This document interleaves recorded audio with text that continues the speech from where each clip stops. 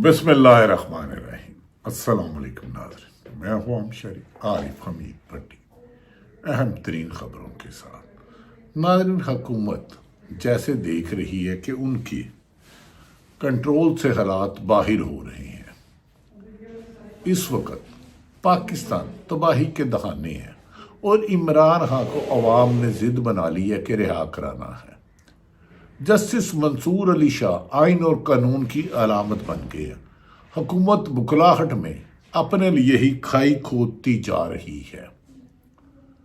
एक रोज़ कबल इन्होंने बैरिया टाउन के मालिक के खिलाफ नैब ने एक प्रेस लिस्ट जारी की, जिस पर वजीर इत्तलात ने लंबी चौड़ी की कि उन्होंने करप्शन की लाहौर में की। उन्होंने ये नहीं बताया कि 2007 में जब शरीफ फैमिली आई तो मलक रियाज ने बम प्रूफ गाड़ी किसको दी, जरदारी कितना परसेंट पार्टनर था, कौन कौन सा रिटायर्ड अफसर उनका मुलाजम रहा, कौन कौन उनसे लवाज करते रहे। अगर इतनी जुर्रत है हुकूमत में तो वाइट पेपर जारी करो कि मलक रियाज से बेनिफिशरी किस सहाफ़ी ने, किस किस ओहदेदार ने, किस किस सियासतदान ने लिए। हर एक को ब्लैकमेल करके करना ही आपने सीखा है। ताकतवरों के जरिए लोगों को गर्दन दबानी सीखी है। ना इस नून लीग को कभी आवाम के मैंडेट की परवाह थी, ना है।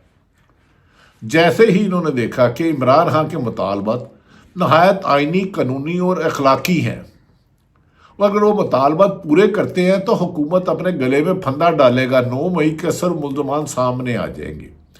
26 नवंबर को नहित्ते लोगों पर गोली चलवाई किसने, चलाई किसने, सब कानून की गिरफ्त में आ जाएगा। जुडिशल कमीशन से भागना शुरू कर दिया, जिस पर बानी पीटीआई इमरान खान अडयाला जेल से बाज़ाब्ता तौर पर हुकूमत के जुल्म और सितम के खिलाफ और बार बार मुज़ाकरात में फरार का रास्ता अख्तियार करने पर फौरी तौर पर उन्होंने मुज़ाकरात के खात्मे का ऐलान कर दिया। अब मजीद हुकूमत बेवकूफ़ नहीं बना पाएगी। बानी पीटीआई ने कहा, अगर ये जुडिशल कमीशन नहीं बना सकते, पाकिस्तान की आवाम के लोगों को जो शहीद किया गया, जो नाहक मारा गया, उनके जिम्मेदारों का तयन भी नहीं किया जा सकता कि ताकि असल कसूरवारों को सजा मिले, तो ऐसे मजाक टोपी ड्रामा करने की क्या ज़रूरत है। दूसरी तरफ डोनाल्ड ट्रंप के हल्फे वफादारी के बाद हुकूमत में मायूसी दौड़ रही है। जो बाइडन की जो इनके हाथ पर सर था वो उतर गया है और इन्हें डर है कि आइंदा आने वाले दिनों में फंडामेंटल वायलेशन पर आलमी तजिया निगार पाकिस्तान आ रहे हैं। और हुकूमत पे चंद दिन पहले 26 नवंबर को नहित्ते लोगों पर इस्लामाबाद डी चौक में गोली चलाने की वॉइस ऑफ अमेरिका ने डॉक्यूमेंट्री जारी की, जिसमें एक शख्स गोली लगने से जख्मी हुआ। उसके बाद हुकूमत अपने जाल में फंस चुकी है। नाज़रीन, अडयाला जेल में समाअत के दौरान बानी पीटीआई ने बैरिस्टर गौहर को हदायत की है कि 9 मई कमीशन आज नहीं बनता तो मुज़ाकरात नहीं होंगे। Tie fish. हुकूमत क्योंकि मुज़ाकरत करने की पोजीशन में नहीं, 17 से 18 सीट 20 सीटों लेने वाले को इक़्तिदार दे दो तो वो रिमोट कंट्रोल से चलते हैं, उनमें सख्त ही नहीं फैसला करने की। नाज़रीन, उन्होंने इमरान खान की हिदायत पर कह दिया मुज़ाकरत नहीं। हुकूमत को मुज़ाकरात का आइंदा नशीद से पहले सुप्रीम कोर्ट या इस्लामाबाद हाई कोर्ट के 3 सीनियर जज साहबान, एक याद रख रहे हैं, सीनियर जज साहबान और जस्टिस मंसूर अली शाह है। मंसूर अली शाह साहब चीफ जस्टिस है, जस्टिस अमीनुद्दीन जैसे लोगों का नहीं। उन्होंने कहा है कि 3 से मुश्तमिल ऐलान करना होगा। बैरिस्टर गौहर को हदायत कर दी, अगर हुकूमत ऐलान नहीं करती तो 28 जनवरी को मुज़ाकरात के लिए जाने से इनकार कर दें। बानी पीटीआई की हदायत पीटीआई की क़यादत को। साहबजादा हामिद रजा की गिरफ्तारी से मुतल्लिक ट्वीट की मालूमात मिलते ही बानी पीटीआई ने मुज़ाकरात के खात्मे का ऐलान कर दिया है। जिम्मेदार जराए अलीमा खान ने खुद इस बात की तस्दीक की है। हामिद रजा हमारी मुज़ाकराती कमेटी इमरान खान के मुताबिक कमेटी के तर्जमान हैं। ان کی گرفتاری کی کوشش کے بعد مذاکرات نہیں ہو سکتے۔ بانی P T I Imran Khan آج سے مذاکرات کے خاتمے کا اعلان کر دیں۔ پارٹی کو ہدایت اور اس پر اعلان ہو گیا۔ اب حکومت کے ساتھ، جعلی حکومت کے ساتھ، 47 مینڈیٹ چوری والے کے ساتھ، عوامی انسانی حقوق کی پامالی کرنے والوں کے ساتھ، عدالتوں کو کمزور کرنے والوں کے ساتھ، سرکاری وسائل استعمال کر کے نہتی عوام پر جبر اور فسادیت کرنے والی حکومت سے پی ٹی آئی نے مذاکرات کرنے کا اعلان کر دیا ہے۔ عمران خان کی بہن علیمہ خان، جس نے جیل بھی کاٹی لیکن وہ ڈگمگائی نہیں، عمران خان کا جیل میں ڈیالہ جیل سے جو پیغام تھا ایز اٹ عوام تک پہنچاتی تھی۔ انہوں نے میڈیا ٹاک میں بتایا ہے عمران خان کی بہن نے کہ توشہ خانہ 2 کیس کے خلاف ہائی کورٹ میں دائر اپیل میں جج تبدیل ہو گیا ہے۔ کبھی یہ جج کر لیتے ہیں اور کبھی جج جو نہ مانے وہ بینچ توڑ دیتے ہیں، اور کبھی جج ہی کو مظاہر نقوی و جاد الحسن ریزائن دینے پر مجبور کر دیتے ہیں۔ ان کے ظلم کی داستانیں تو شاید روح زمین پہ نہ ہوں۔ انہوں نے کہا توشہ خانہ 2 کیس کے خلاف ہائی کورٹ دائر اپیل میں جج تبدیل ہو گیا ہے۔ اب آپ کو اندازہ ہو گیا ہوگا علیمہ خان کے مطابق کہ کیسے خاص مرضی کے چن کے جج لگائے جاتے ہیں تاکہ من پسند فیصلے لیے جا سکے، کیونکہ عمران خان پر کرپشن کی ایک پینی ثابت نہیں ہوئی۔ صرف تحریک انصاف کو دیوار کے لگانے کے لیے پولیس، نیب، ایف آئی اور دیگر اداروں کو کرائے کے لوگوں کی طرح استعمال کیا جا رہا ہے، اور اب 26ویں ترمیم کے بعد عدلیہ پر بھی، انصاف پر بھی شب خون مار دیا گیا ہے۔ جج اجمد بڑے جلدی میں ہے کہ بانی پی ٹی آئی کو 14 سال سزا دے دی جائے۔ یہ زبردستی بانی پی ٹی آئی کو زبردستی جیل میں رکھنے کا سلسلہ جاری ہے۔ پہلے 30 سال 32 سال سزا سنائی، پھر 14 سال، لیکن وہ بھی مرد آخر نہ ان کی جیل سے ڈرتا ہے، نہ ان کے قاتلانہ حملے سے ڈرتا ہے، نہ بیوی کی گرفتاری پہ ڈرتا ہے، نہ بہن کی گرفتاریوں پہ ڈرتا ہے، نہ ہی، اور صرف یہ کہتا ہے میرے نہتے لوگوں پر گولیاں چلائی جو میرے لاپتہ افراد ہیں، انہیں بتاؤ، اپنی گرفتاری کی بات ہی نہیں کرتا۔ انہیں بھی ٹکر کا بندہ مل گیا ہے، لہذا انہیں اب ہر وقت چکر ہی آتے ہیں۔ علیمہ خان کے مطابق انہوں نے کہا یہ زبردستی بانی پی ٹی آئی کو زبردستی جیل میں رکھنے کا سلسلہ ان کی خواہش زد اور خلاف قانون ہے۔ القادر کیس میں بشرا بی بی کو کیس میں سہولت کاری پر سزا سنائی گئی ہے۔ یہ نہیں بتایا گیا کہ ملک ریاض نے کوئی ٹویٹ کیا ہے۔ اس پر بانی نے کہا کہ یہ خوش آئند چیز ہے کہ انہوں نے کوئی بات کی ہے۔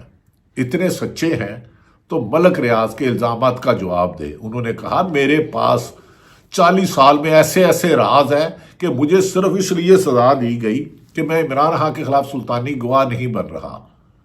ملک ریاض سے سب سے زیادہ بینیفیشری پیپلز پارٹی، نون لیگ سب سے زیادہ، اور ریٹائرڈ جرنیل اور بھی کئی بلا تعداد لوگ ہوں گے۔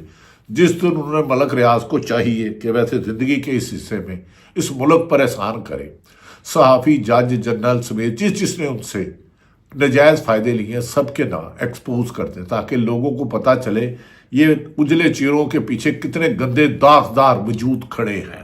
لیکن یہ ملک ریاض کے پاس ایویڈنس ہیں، اگر وہ ہمت کرے ٹویٹ کرنے کی بجائے ان کے راز پر افشاں ڈالیں اور ایویڈنس لوگوں کو دکھائے۔ علیمہ خان نے کہا کیس ملک ریاض کا ہے، بانی کو تو سہولت کاری پر سزا مل رہی ہے، اصلی کیس تو ملک ریاض کو جو رشوت نواز شریف کو دینی پڑی تھی، ان کے بیٹے سے دگنی قیمت پر اپارٹمنٹ خرید کر، یعنی کہ 9 ارب کے 18 ارب کے بانی چاہتے ہیں۔ ملک ریاض بتائیں کہ کم ججوں، صحافیوں، جنرلوں کو رشوت دینا پڑی ہے۔ یہ تو سچ ہے نا، ملک ریاض نے رشوتیں تو دی ہیں، جنہوں نے حرام کھایا ہے انہیں تو ویسے بے نقاب ہونا چاہیے، لیکن کر دیں ملک صاحب، خالی دھمکی نہ دیں، اب کر گزرے، بہت ہو چکی، دنیا سو چکی۔ ناظرین، ہم پھر علیمہ خان کے بات ہیں۔ انہوں نے کہا اگر ملک ریاض بتائیں گے تو پاکستانیوں کو پتہ چل جائے گا کہ ہمارا ایلیٹ کیپچر سسٹم کیسے چلتا ہے اور کیسے خود کو بچا کے رکھتا ہے۔ حرام کھاتے بھی ہیں اور اپنے آپ کو صاف ستھرا بھی اجلا بھی ثابت کرنے کی کوشش کرتے ہیں۔ یہ سارا کھیل پیسوں کو ہے، یہ سارا کھیل رشوت دینے اور لینے پر چل رہا ہے۔